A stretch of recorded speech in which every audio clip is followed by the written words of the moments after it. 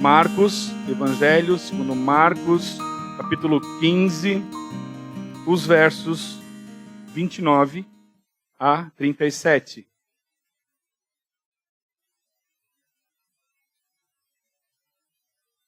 A palavra diz assim: e os que passavam o insultavam, balançavam a cabeça e diziam: ah, tu que destróis o santuário e em 3 dias o reedificas, salva-te a ti mesmo descendo da cruz.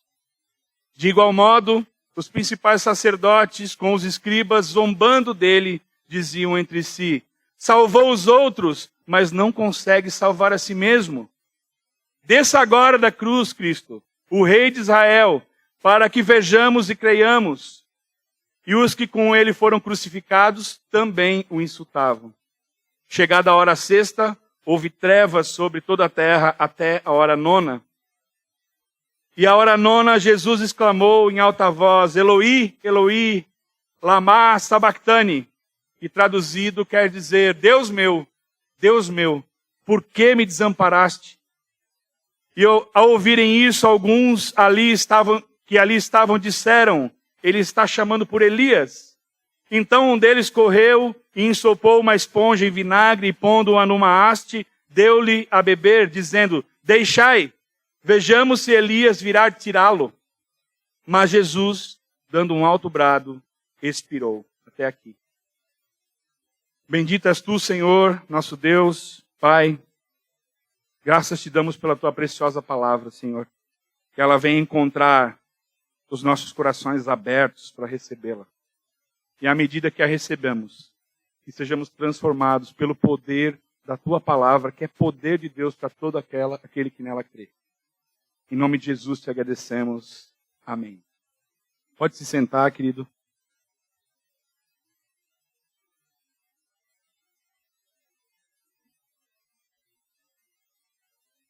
Nós estamos então retomando, como falei antes,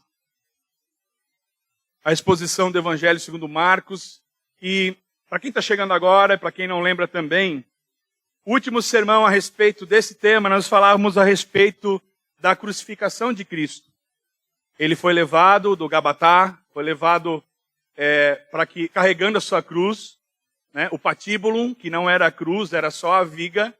Ele teve a ajuda de Simão, o Cirineu. E quando chegou lá, ele foi pregado na cruz. Essa haste, esse patíbulo foi levantado até o poste que já estava fixado. E então, eles o crucificaram.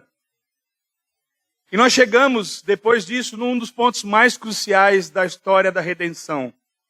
A morte, igualmente a importância também da ressurreição de Cristo. Mas hoje nós vamos tratar da morte de Jesus. Toda a Sagrada Escritura, ela aponta para o sacrifício vicário de Jesus na cruz do Calvário. No drama da redenção, onde Deus salva pecadores, a morte de cruz é fundamental. Para quem não crê, a cruz representa vergonha, fracasso, derrota. Mas para nós, os que cremos, os filhos de Deus, a cruz representa triunfo, conquista e vitória. Amém? Na cruz nós vemos a demonstração do grandioso amor de Deus o Pai pelos seus filhos. Lá em 1 João 4,10 ele vai dizer: nisto consiste o amor, não em que nós tenhamos amado a Deus, mas em que Ele nos amou e enviou o seu Filho como propiciação pelos nossos pecados. Deus queria salvar. Deus decidiu que Jesus, seu Filho amado, deveria ficar no nosso lugar como perfeito substituto e ser ofertado na cruz do Calvário em nosso favor. E foi como esse substituto perfeito, esse substituto pelo pecado, que Jesus realmente, literalmente, sofreu a punição dos nossos pecados no nosso lugar. Vendo isso, quando nós olhamos e contemplamos Cristo na cruz, nós deveríamos ver a cada um de nós. Quando nós vemos as suas mãos e pés cravados com pregos, deveríamos ver as nossas mãos e pés cravados com pregos naquela cruz. Mas aprove ao Senhor, nosso Deus e Pai, nos redimir e nos reconciliar consigo mesmo por meio de Cristo. E por isso ele se sacrificou por nós. O Evangelho de Marcos, ao contrário dos outros evangelhos, os sinóticos, ele não aborda muitos detalhes a respeito da crucificação. Porque, se você lembra, Marcos escreveu o Evangelho para os irmãos cristãos de Roma. E todos eles conheciam essa realidade da crucificação. Marcos se ateve, então, nos detalhes da humilhação e da zombaria que Cristo sofreu. Nesses versículos, ele descreve os acontecimentos finais, as últimas horas de Jesus antes da sua morte. Jesus foi crucificado às 9 da manhã daquela sexta-feira, a sexta da paixão de Cristo. E Marcos descreve aqui os eventos entre as 9 da manhã até a hora da morte de Jesus, às 3 da tarde desse mesmo dia. Nós veremos então, na exposição de hoje, a zombaria na cruz, as trevas e o clamor e a morte de Jesus. Amém? O primeiro ponto que nós vemos, olharmos nos versículos 29 a 32, é a zombaria na cruz. Jesus tinha acabado de ser crucificado e começaram a zombar dele. A primeira zombaria que apareceu, que a Bíblia nos fala, são os passantes. Quem são esses? São aquela multidão que estava reunida em Jerusalém para a Páscoa. E muitos seguidores, alguns inimigos de Cristo, havia também passantes, aqueles que estavam passando pelo caminho do Calvário. Era o povo que estava para comemorar a Páscoa. E como o Calvário era um lugar público, geralmente eles crucificavam os condenados em via pública para expor a vergonha. Aquelas pessoas iam passando diante de Cristo e vendo a cena do Cristo crucificado. Enquanto elas passavam por aí, elas pararam e começaram a reparar o que estava acontecendo. A maioria deles talvez tinha ouvido falar de Cristo e pararam para saber o que estava acontecendo, quem era aquele crucificado. E em um gesto de reprovação e desprezo, a palavra diz no versículo 29b, que eles balançavam as cabeças em sinal de reprovação e diziam: "Ah, tu que destróis o santuário e em 3 dias reedificas, salva-te a ti mesmo descendo da cruz." Assim como aquelas falsas testemunhas que diante do Sinédrio disseram que Jesus havia dito que destruiria o templo e em 3 dias reedificaria. Mas Jesus não estava falando do templo de Jerusalém, senão dele mesmo. Ele morreria e em 3 dias levantaria. Então essas pessoas compraram a mesma versão das testemunhas e também distorceram o que estava acontecendo e continuaram blasfemando contra Jesus. Mas, meus irmãos, é exatamente porque Jesus não desceu da cruz que ele é o nosso Salvador. Mas eles o rejeitaram. Eles rejeitaram e preferiram o deboche, a blasfêmia, o escárnio. Assim como nos dias de hoje, você conhece, há muitos passantes.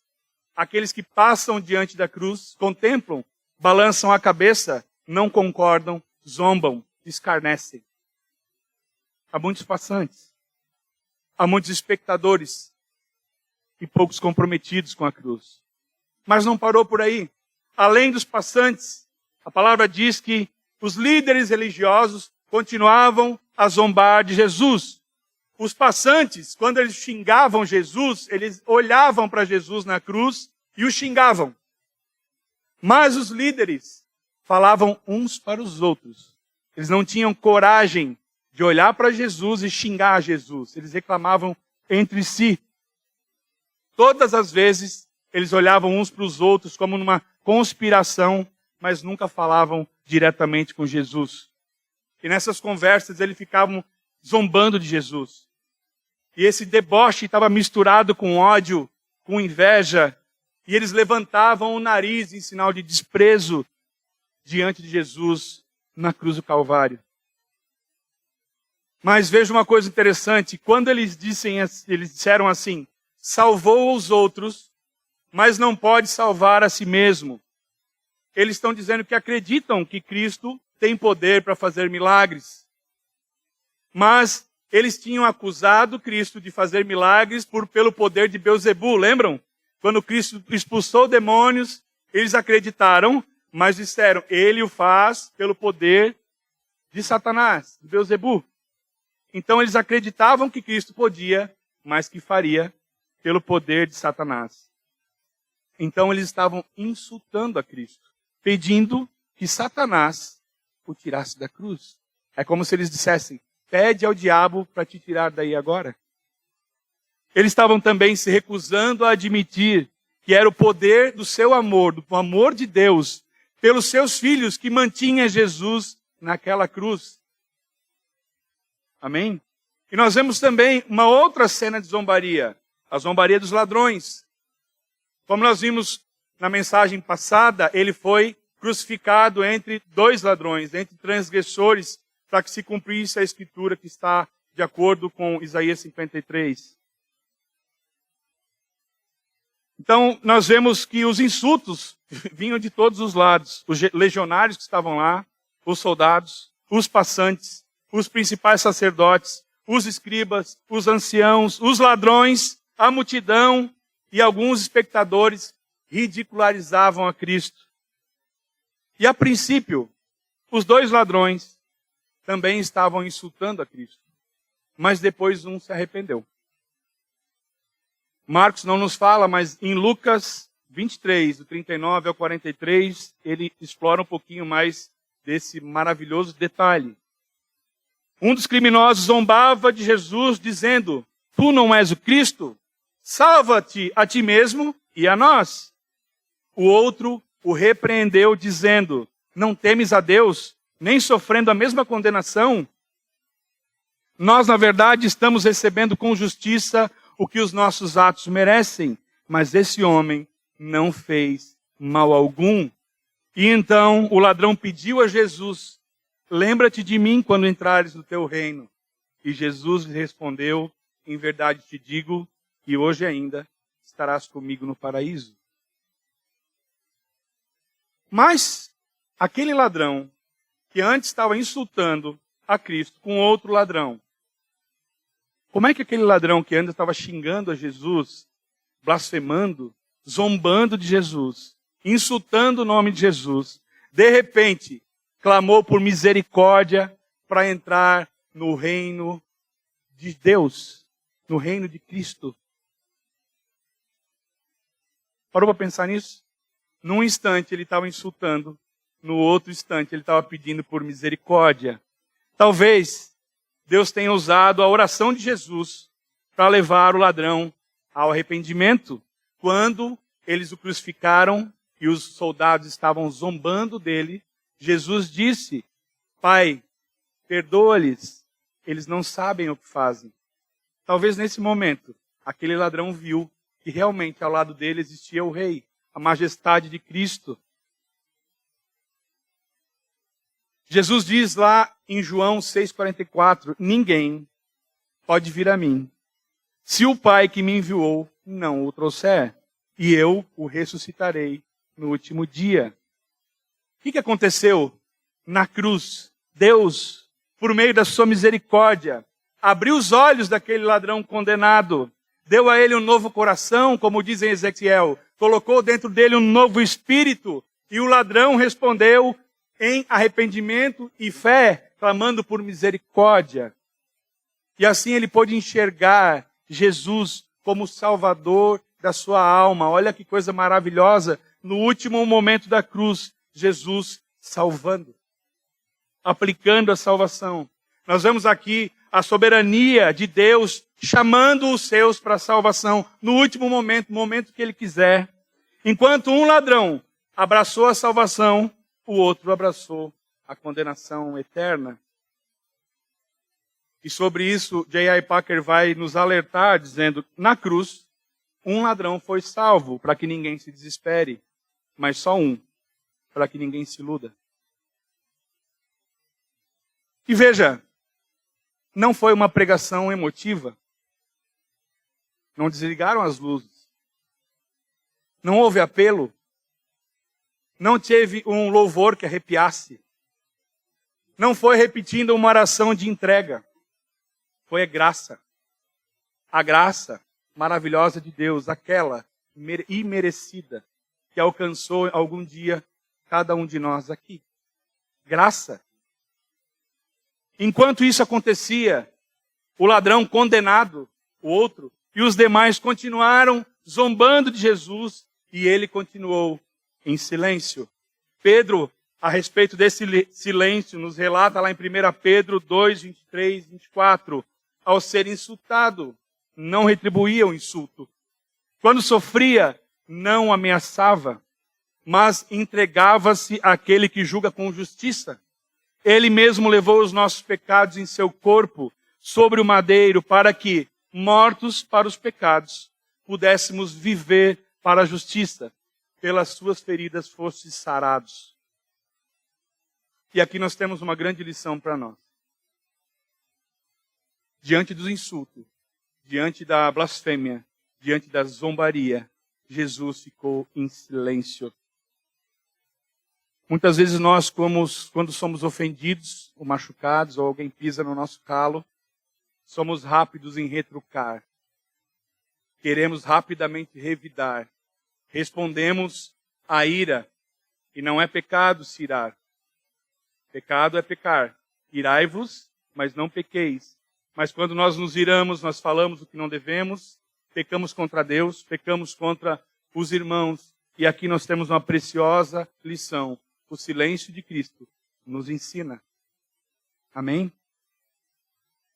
Nós temos também, do versículo 33 a 34, as trevas que houveram naquela hora e o clamor. Às 9 horas, das 9 até o meio-dia, o ambiente do Calvário estava bem tumultuado. Os soldados garantiam a crucificação, ficaram guardando a cruz de Cristo. Os passantes blasfemavam, os líderes escarneciam, os ladrões, um deles pelo menos, insultavam. Embora um deles se arrependeu, o outro continuava insultando a Cristo.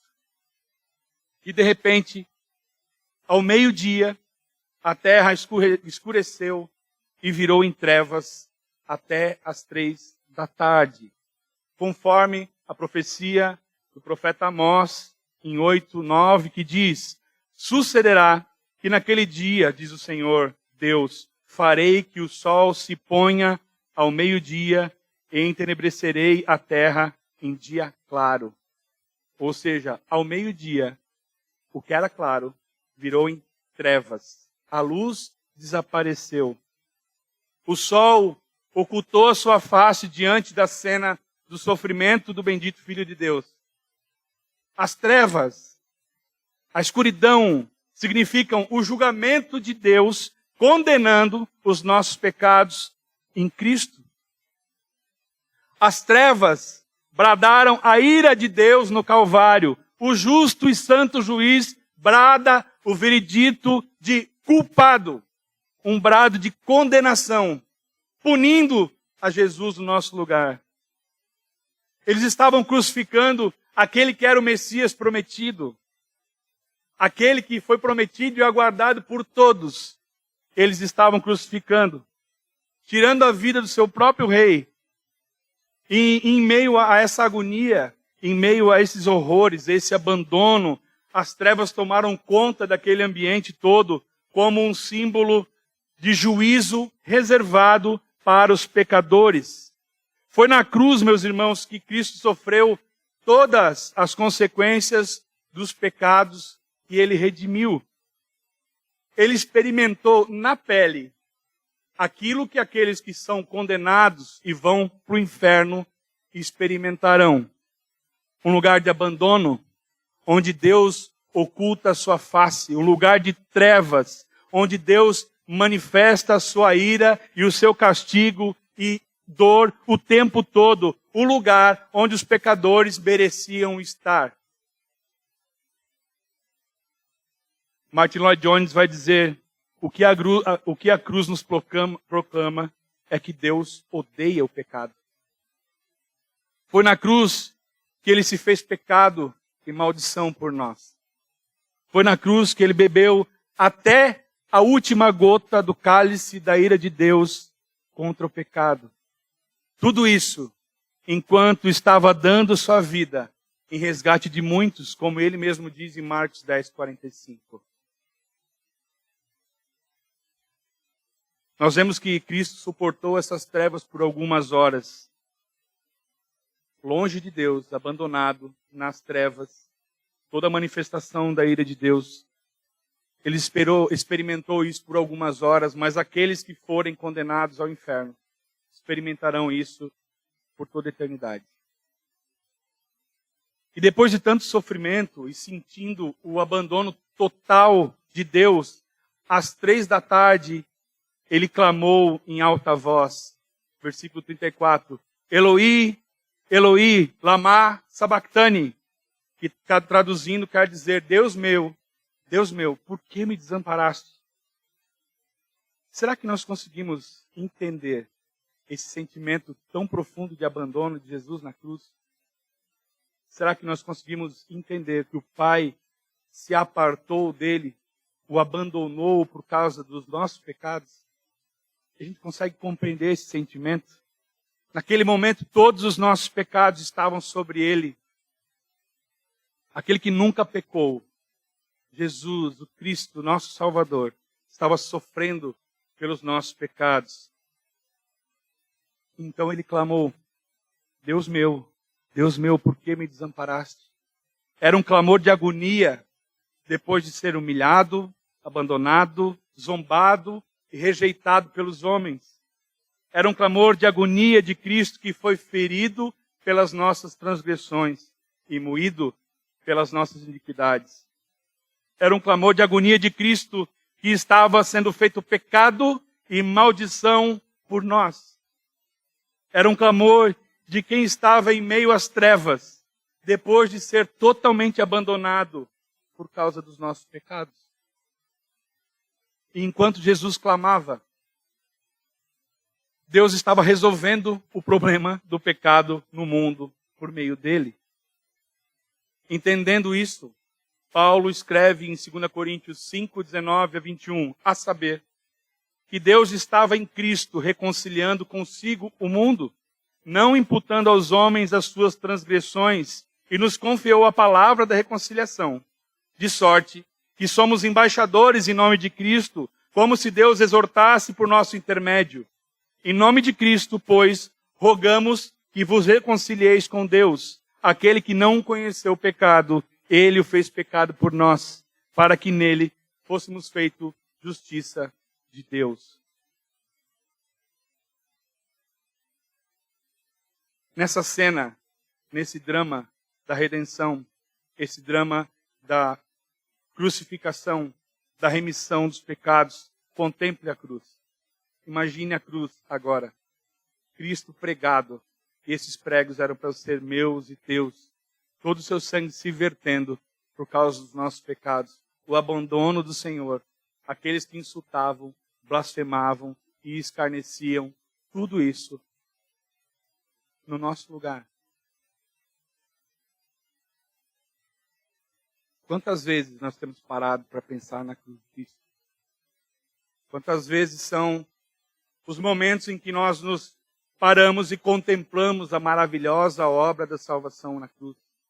Quantas vezes eu e você experimentamos nos colocar naquele lugar para tentar sentir o que Jesus sentiu? Quantas vezes? E depois desse ato, de tudo que estava acontecendo, imagina a bagunça que não estava lá o tumulto, né? Era muita gente passando, zombando, escarnecendo e tudo aquilo acontecendo. E Cristo gritou, clamou ao Pai, né? Eloi, Eloi. E quando Cristo gritou isso, os guardas confundiram com Eli. Entenderam Eli, que quer dizer Elias. E falaram, opa, ele está chamando por Elias. Por que eles confundiram isso? Porque os judeus acreditavam que o corpo de Elias tinha sido levado para o céu, diretamente, sem morrer. Ele foi arrebatado. E que quando houvesse momentos de tormento, de agonia, Elias voltaria para proteger e resgatar aqueles que clamassem por ele. Era o que o judeu cria. Mas, na verdade, ele estava chamando por Deus, não por Elias. Então continuaram, começaram a zombar dele, como se dissessem, vejam, agora ele está chamando para Elias tirar ele daí. Primeiro eles disseram assim, chama o diabo para te arrancar daí. Agora estão dizendo, chama Elias para te tirar daí. E a gente vai ficar esperando para ver se acontece. E depois disso, sabendo que todas essas coisas, para que se cumpriu o que estava também escrito em profecia, Cristo disse, tenho sede. E talvez no último ato de compaixão, um soldado pegou uma esponja, ensopou ela num vinagre ou um tipo de vinho barato que os guardas tomavam e deu a Cristo. Ele não bebeu. Ele colocou uma esponja na ponta da vara, ergueu até perto da boca de Jesus, mas ele não tomou.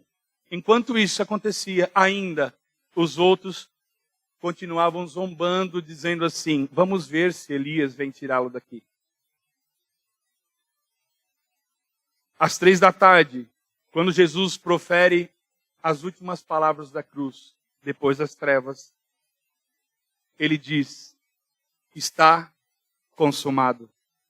O brado de cumprimento da sua maravilhosa missão. Em seguida ele diz, Pai, em tuas mãos entrego o meu espírito. O brado de entrega ao Pai. Mas não foi um brado como um grito de desespero ou de quem esperava livramento, esperava que Deus o tirasse da cruz, não. Foi um brado de vitória. Foi um brado de triunfo. Jesus estava naquele momento consumando a obra da redenção dos filhos de Deus. Jesus estava cumprindo a missão, triunfando sobre o diabo e nos comprando para Deus. Nesse momento, Spurgeon vai dizer sobre esse momento, em um triunfante gole de amor, ele bebeu toda a condenação. E o versículo 37 nos diz depois, dando um alto brado, expirou. Depois de 6 horas, pendurado na cruz e bradar, Jesus entregou o Espírito. Jesus não morreu agonizante, como muitos morriam naquele tempo crucificados. Alguns ficavam dias. O servo sofredor, Cristo, nosso Senhor, ele não permitiu que a sua vida chegasse ao fim. Ele bradou e expirou. Ele morreu voluntariamente. Ele deu a sua vida. Ele derramou-a, entregou-a por amor do Pai e amor por nós pecadores. Ele se entregou como sacrifício pelos pecados do seu povo. Espontaneamente entregou o seu Espírito ao Pai por nós. João 10, 17, 18 vai dizer, por isso o Pai me ama, porque dou a minha vida para retomá-la. Ninguém a tira de mim, mas eu a dou espontaneamente. Tenho autoridade para dá-la e para retomá-la. Essa ordem recebi de meu Pai. E depois disso tudo, nós vemos a vitória de Cristo na cruz. Deus Filho, cumprindo integralmente a vontade de Deus Pai. Deus Filho satisfez a ira de Deus Pai, se sacrificando pelos nossos pecados. O servo sofredor agradou a Deus, tanto pelo seu sofrimento quanto pela sua obra. O Cordeiro de Deus, que tira o pecado do mundo, pagou com seu sangue pelos nossos pecados. E agora, depois de alguns dias, nós veremos também a ressurreição, mas nesse momento ele retornará para o seu trono, para a glória que tinha junto ao Pai desde a eternidade. O que nós vimos nesse caminho foi que ele passou do Getsemane ao Gabatá, diante de Pôncio Pilatos, do Gabatá para o Gólgota, o Monte do Calvário, e depois do Gólgota para a glória. Amém? O Pai agora receberá o Filho de volta na manhã da ressurreição, restaurando o espírito do Filho ao corpo para nunca mais morrer, nunca mais. E o reconfortante, meus irmãos, é saber que quando Jesus foi para o paraíso, Ele levou junto com ele um ladrão penitente, um ladrão arrependido. Naquele mesmo momento, ele falou, hoje ainda estarás comigo no paraíso, e isso nos traz esperança. Esperança porque pela condenação de Cristo nós temos absolvição dos nossos pecados. Pelo sofrimento de Cristo nós temos paz com Deus. Pela humilhação de Cristo nós seremos exaltados com Ele. Pela retidão de Cristo a sua justiça nos foi imputada. Pela morte de Cristo recebemos vida, vida eterna, vida em abundância. Vejam quão grandioso e maravilhoso é esse momento, a morte de Jesus na cruz. A morte que para nós às vezes é símbolo de tristeza, mas naquele momento símbolo de alegria, de glória, porque há esperança para aqueles que creem. Estarão com Ele na glória por toda a eternidade. Amém? Nós mesmos aqui, eu e você, que somos tão ruinzinhos, tão pequenos, tão pecadores, tão corruptos, tão imperfeitos, tão miseráveis, mas cremos num Deus que nos deu eternidade. Isso é maravilhoso demais. Sobre isso, Spurgeon vai dizer, ali estava a nossa dívida, gigante, imensa. Ele pagou até o último centavo de qualquer coisa que o seu povo devia. Agora, não há mais nenhum centavo devido à justiça de Deus no caminho da punição de qualquer cristão.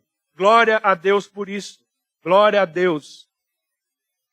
E aplicando isso para os nossos dias, lembremos primeiramente de nós. Nós que somos pecadores, corruptos, imperfeitos, miseráveis. E agora, olhe para Cristo, o Filho do Deus eterno, aquele que sendo Deus, deixou sua glória, se fez homem, se fez servo e veio nos servir. Aquele que sendo Deus, se entregou à humilhação e ao sacrifício no nosso lugar. Jamais, jamais podemos esquecer a nossa culpa, ou que a nossa culpa, ou pela nossa culpa, Jesus suportou voluntariamente a mais dolorosa, vergonhosa, terrível e desgraçada morte, a morte de cruz. Que o amor de Cristo, meus irmãos, nos constranja a viver diariamente para Cristo e não mais para nós mesmos. Ele deu a sua vida por mim e por você. Imagine isso. Ele deu a sua vida. Ele deu a sua vida.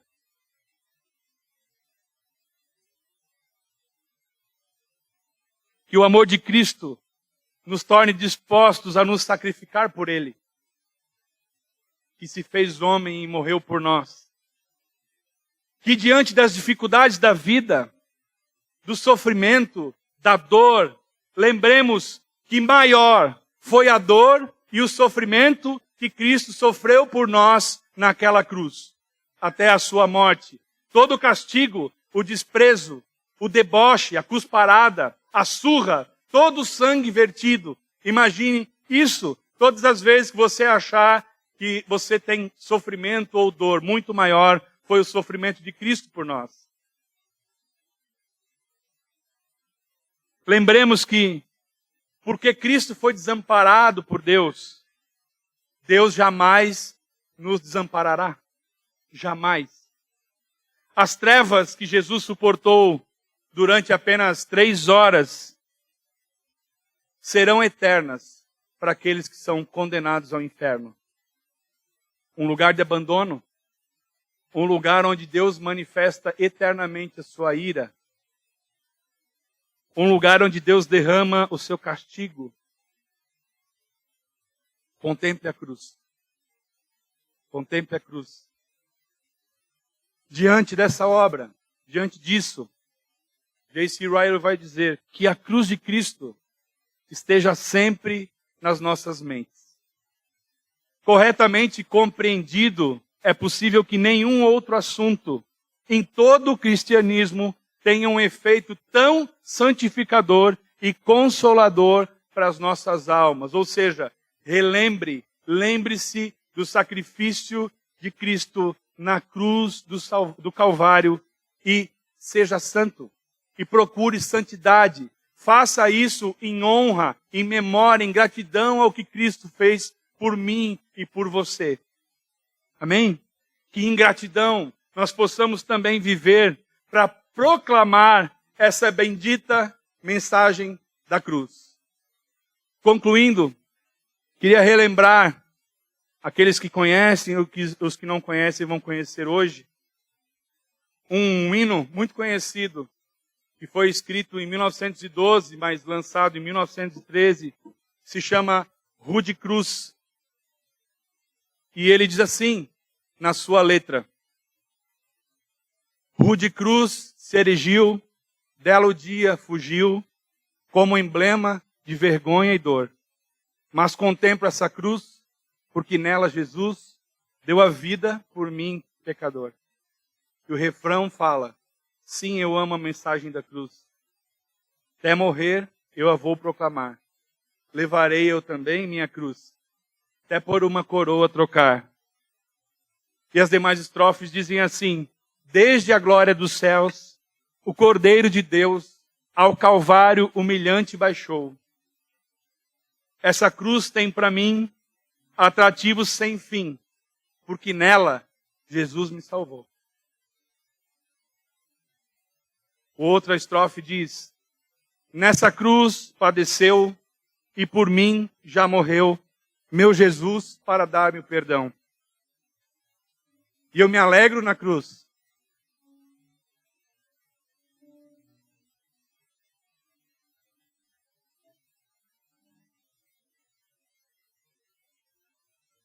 Dela vem graça e luz para a minha santificação. A última estrofe diz assim: eu aqui com Jesus, a vergonha da cruz, quero sempre levar e sofrer. Cristo vem me buscar e com Ele no lar, uma parte da glória hei de ter. E o refrão diz: sim, eu amo a mensagem da cruz.